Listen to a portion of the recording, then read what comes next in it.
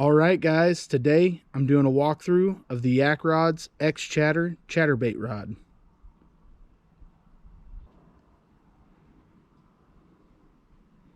So this rod is one of their specialty series. Again, it's called the X-Chatter, so it's made for chatterbaits, bladed jigs.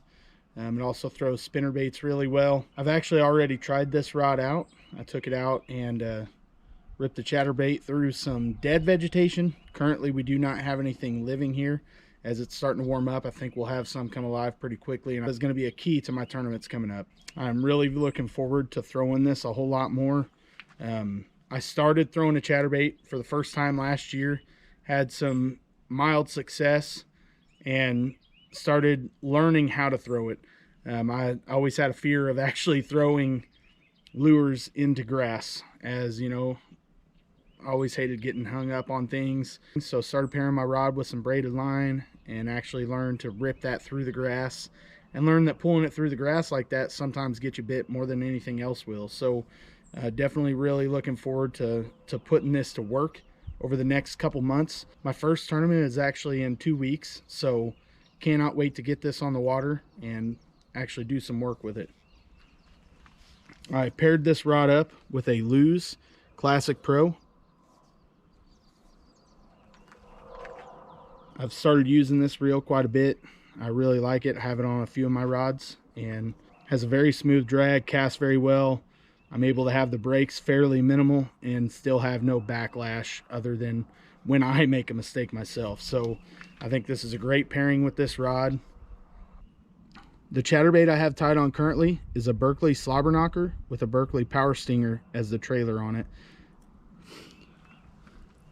I really like the thump of this chatterbait. It feels very good in the water. And with this rod, from the moment that you start reeling this in, you can feel that chatterbait start up. So I really like the feel of this chatterbait and this rod. I also have to add in, it has been so amazing partnering with the Yakrods.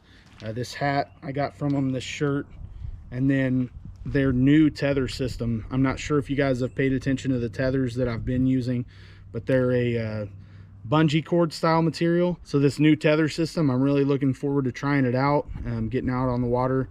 I think this is going to work really well. I think this is going to work really well with my rod holder that I have hooked on. I think this will clip right onto it. So excited to add this to this rod. So the way you put the tether system on the rod is just run it through, and then you run the whole tether through itself.